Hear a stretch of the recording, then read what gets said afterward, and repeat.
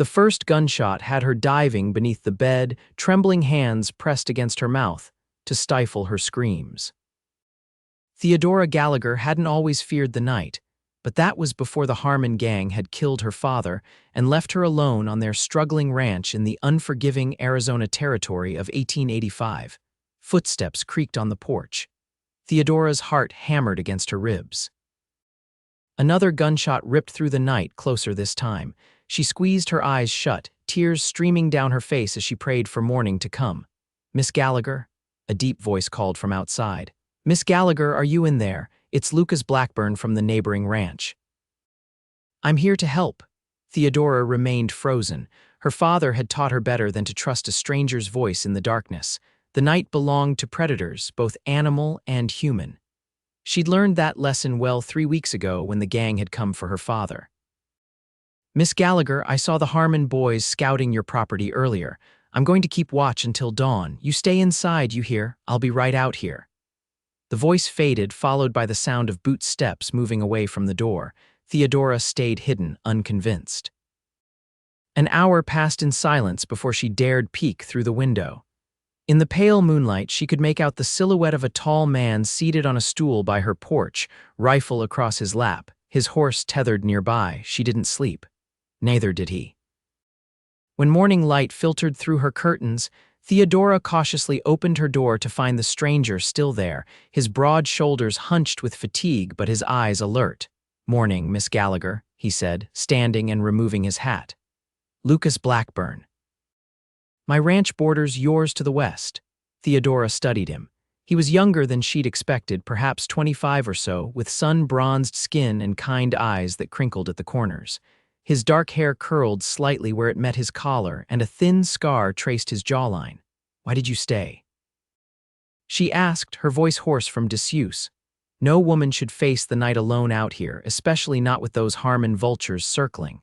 He shifted uncomfortably under her gaze. "I knew your father, good man. I'm sorry about what happened." Theodora nodded, unsure what to say. 3 weeks of isolation had left her wary of conversation. "Thank you for your vigilance, Mr. Blackburn. I can manage now." Lucas replaced his hat, looking doubtful.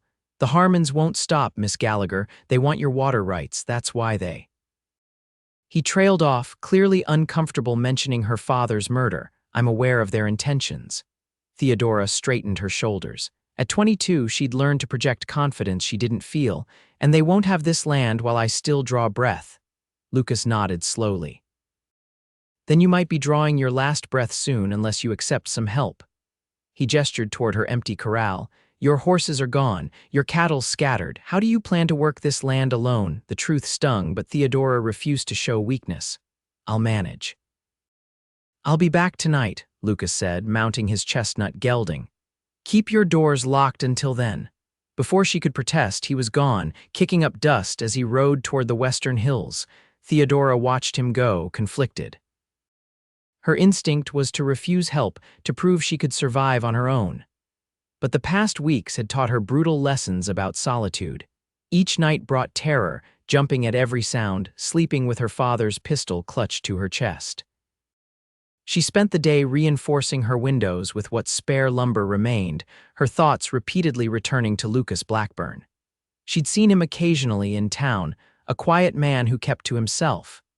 The neighboring ranchers spoke well of him, though rumors suggested he had a past he didn't discuss. He'd arrived in the territory 3 years earlier, bought his land with cash, and worked it tirelessly since. True to his word, Lucas returned at dusk, this time with supplies. "Thought you might need these," he said, handing her a sack of flour and some coffee beans. "And this." He pulled a Winchester repeating rifle from his saddle's scabbard. "Handles easier than that old shotgun I saw inside your door." Theodora accepted the rifle with caution. "I can't pay you back right now." Lucas shook his head, not asking for payment, just being neighborly. As darkness descended, he took up his position on the porch. Theodora brought him a blanket and a cup of coffee, then retreated inside. She slept fitfully that night, but for the first time in weeks, she did sleep. This pattern continued for 7 nights. Lucas would arrive at dusk, keep watch through the dark hours, then leave at first light to tend his own ranch. During the days, Theodora worked to restore order to her neglected property. On the 8th day, she was repairing her chicken coop when Lucas arrived earlier than usual, leading a spotted mare behind his gelding. "Found her near my south pasture," he explained. "She's got your father's brand." Theodora approached the mare, emotion welling in her throat. "Pepper," she whispered, stroking the horse's nose. "I thought they'd taken her with the others. She's a bit thin, but otherwise healthy." Lucas handed her the reins, figured she belonged back home. "Thank you," Theodora said, her voice cracking slightly. "Truly." Lucas nodded, uncomfortable with her gratitude. "I've been thinking, the Harmons won't give up easily. They've been pushing out smaller ranchers all over the territory. I'm aware of their reputation. Then you know you can't hold them off forever, not alone." He hesitated, then continued. "I have a proposition. My ranch is doing well enough, but I could use more grazing land. What if we combined our operations? You'd keep your water rights and half ownership, but we'd work the land together." Theodora stiffened. "Are you proposing a business arrangement or a marriage, Mr. Blackburn?" Lucas's cheeks colored beneath his tan. "Business, madam, though I wouldn't be opposed to. That is, I mean no disrespect. I'm not selling or sharing my father's land," she interrupted. "He built this place from nothing. I won't dishonor his memory by giving it away." "Even if it costs your life?" Lucas asked quietly. Theodora had no answer for that. That night, the Harmon gang returned. Theodora was awakened by a whispered warning from Lucas at her window. She grabbed the Winchester and joined him on the porch, where they watched 5 riders approach in the moonlight. "Get back inside," Lucas ordered. "This is my fight," she whispered back. Before he could argue further, a voice called out from the darkness. "Blackburn, we know you're there." "Step aside, our business is with the Gallagher woman." Lucas stood, rifle raised. "Evening, Harmon, you're trespassing." A large man with a bushy beard urged his horse forward. "This ain't your land, Blackburn, mind your own affairs. Miss Gallagher is under my protection." "That makes it my affair," Ethan Harmon laughed. "1 man against 5, poor odds." 2 against 5, Theodora corrected, stepping into view with her rifle. Harmon's smile faded. "Your daddy wouldn't listen to reason either, girl. Look where that got him." Rage flared in Theodora's chest. She raised her rifle, but Lucas placed a steady hand on her arm. "You've got 3 seconds to leave," Lucas said calmly. 1. "You're making a mistake, Blackburn." 2. The Harmons exchanged glances, clearly not expecting resistance. 3. The first shot came from Harmon's brother on the left. Lucas fired back immediately, catching the man in the shoulder. Chaos erupted as Theodora and Lucas dove for cover behind the water trough. "Stay down," Lucas ordered, firing again. Bullets splintered the wood around them. Theodora's hands trembled, but she steadied herself and returned fire, grateful for the hours her father had spent teaching her to shoot. The gunfight lasted less than a minute. When it ended, 2 of Harmon's men were wounded, and the gang retreated into the darkness with promises to return. Theodora slumped against the trough, adrenaline leaving her limbs weak. "They'll be back with more men." Lucas nodded grimly. "Which is why we need to take the fight to them first." "What do you mean?" "Harmon's been running roughshod over this territory for too long. It's not just your ranch he's after. He's pushed out 3 families I know of." "What can we do against his entire gang?" Theodora asked. "We won't be alone," Lucas replied. "There are others who have had enough of the Harmons." The next day, Lucas rode to town while Theodora fortified the ranch. She worked tirelessly, digging firing positions and blocking vulnerable approaches. By nightfall, her hands were raw and blistered, but the ranch was as defensible as she could make it. Lucas returned with 4 men, each with their own grievances against the Harmon gang. Among them was Sheriff Taylor, a man Theodora had previously dismissed as useless but who now seemed determined to redeem himself. "Harmon's got the territorial marshal in his pocket," the sheriff explained. "That's why I couldn't act officially before, but now he's gone too far." Killing John Gallagher crossed a line. The men spent the night watching for Harmon's return, but it never came. Instead, at dawn, a lone rider approached under a white flag. It was Ethan Harmon's youngest brother, Daniel. "I've come to warn you," he said when they met him at the property line. "Ethan's bringing 20 men at sunset. He means to burn the ranch and kill everyone here." "Why are you telling us this?" Lucas asked suspiciously. Daniel looked away. I joined my brothers because family's family. But I didn't sign up for murdering innocent women or burning people out of their homes. Theodora studied the young man. He couldn't be more than 19, with the same dark hair as his brothers but lacking their cruelty in his eyes. How do we know this isn't a trap? Sheriff Taylor demanded. You don't, Daniel admitted. But if you ride out now, you might survive. Lucas exchanged glances with Theodora. We're not running, Daniel nodded, unsurprised. Then you'll die here. As he turned his horse to leave, Theodora called after him. You don't have to go back to them. The young Harmon paused. They're my blood. Blood doesn't excuse murder, she said quietly. Something in her words seemed to reach him, but Daniel rode away without further comment. The small group spent the day preparing. Sheriff Taylor sent a deputy to neighboring ranches for reinforcements, while Lucas and the others established defensive positions. As they worked, Theodora found herself watching Lucas. In just over a week, this stranger had become someone she depended on, someone she trusted. She'd spent 3 weeks in terror before he arrived, and now, despite facing a battle against overwhelming odds, she felt strangely calm. Why are you risking your life for me? She asked when they found themselves alone, checking ammunition. Lucas paused, considering her question. At first, it was because it was the right thing to do. Your father was respected. You deserved better than to face this alone. He met her eyes. But now I'd say it's because I've come to care what happens to you, Miss Gallagher.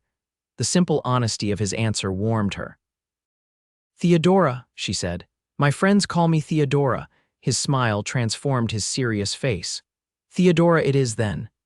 As sunset approached, they counted 11 defenders against Harmon's expected 20, not good odds, but better than they'd had that morning. They'll come from the east, Lucas explained to the group. The terrain favors them there. We'll let them get close, then Sheriff Taylor will call for them to surrender. If they refuse, he didn't need to finish. Everyone understood what would follow. Dusk fell, painting the landscape in blood-red hues. Theodora took her position beside Lucas behind a stone wall overlooking the eastern approach. If this goes badly, she said quietly, I want you to know I'm grateful. Not just for the help, but for helping me remember what it feels like to not be afraid. Lucas's hand found hers in the growing darkness.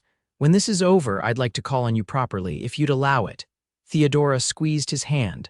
I'd like that very much. The sound of approaching horses silenced their conversation. In the fading light, they could make out a large group of riders approaching. That's more than 20, Lucas whispered. Sheriff Taylor stepped out, raising a lantern. Ethan Harmon, this is Sheriff Taylor.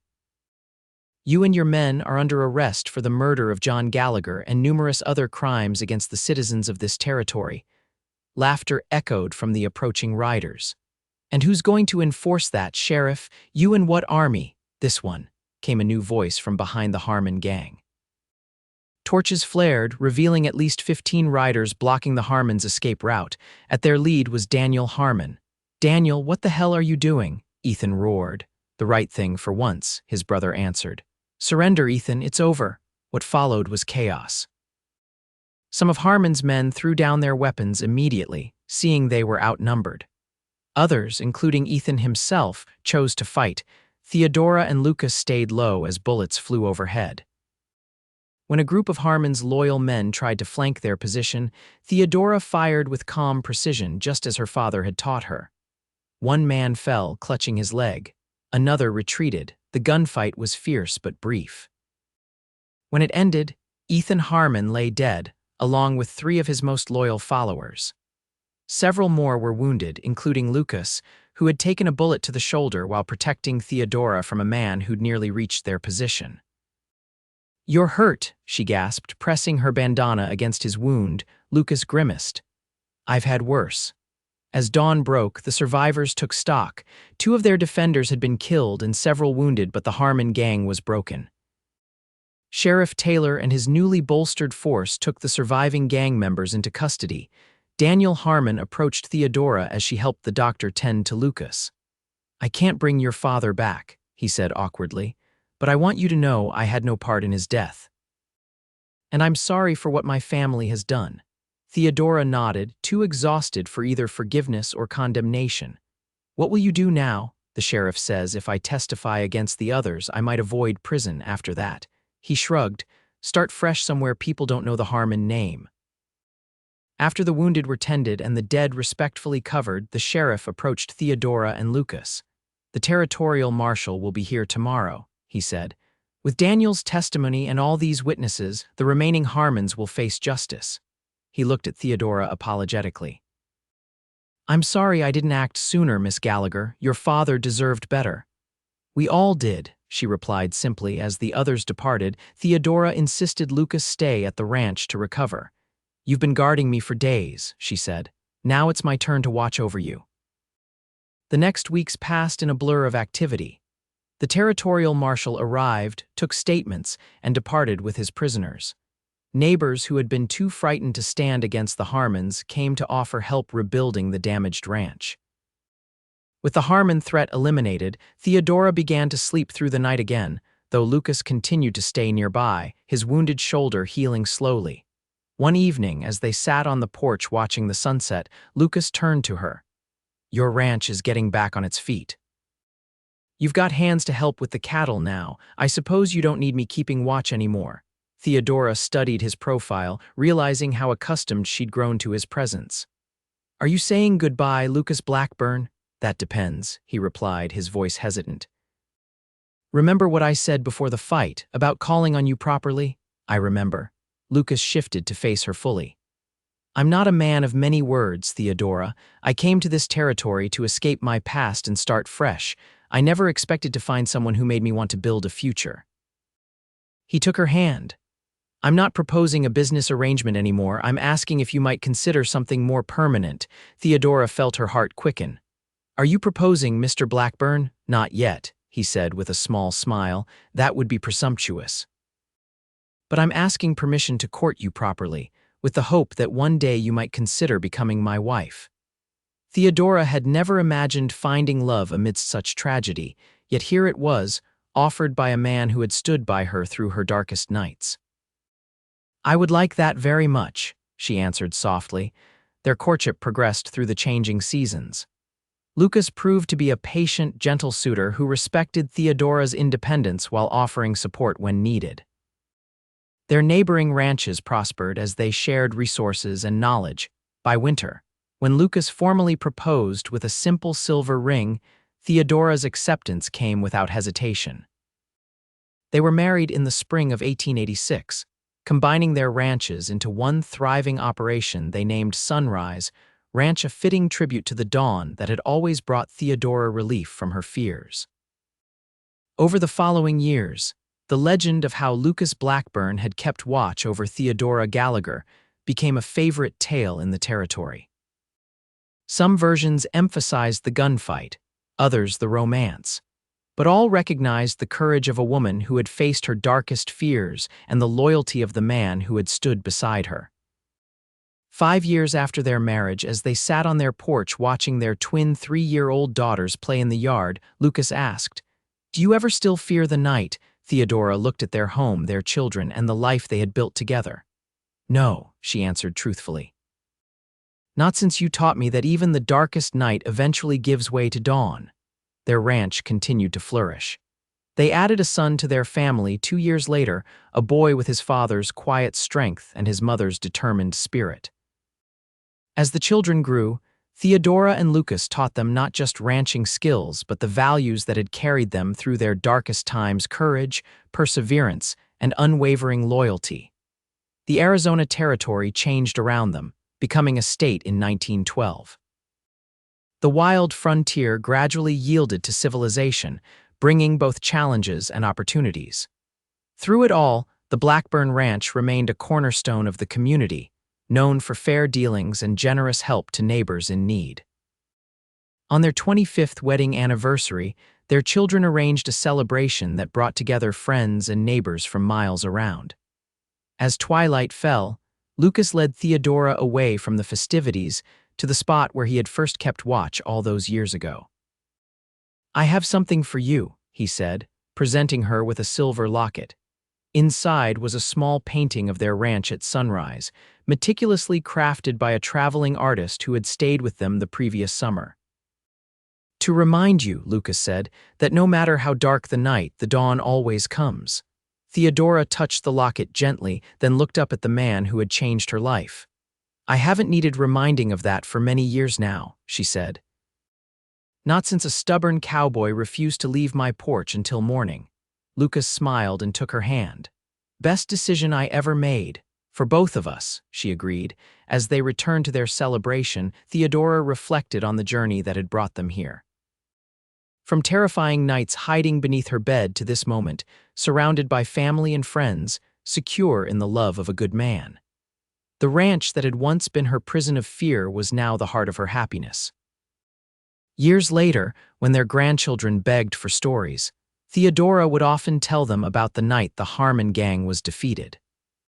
But privately, to Lucas alone, she would speak of those first nights when he had simply kept watch, asking nothing in return but offering the most precious gift, the chance to rest without fear. You saved me, she told him once, when silver had begun to streak their hair. No, Lucas replied, holding her close as they watched yet another sunset from their porch. We saved each other. And as darkness fell once more over the land they had defended and nurtured together, Theodora Gallagher Blackburn knew it to be true. For in finding each other, they had both found something worth fighting for, a love that had transformed fear into strength, loneliness into family, and darkness into the promise of dawn.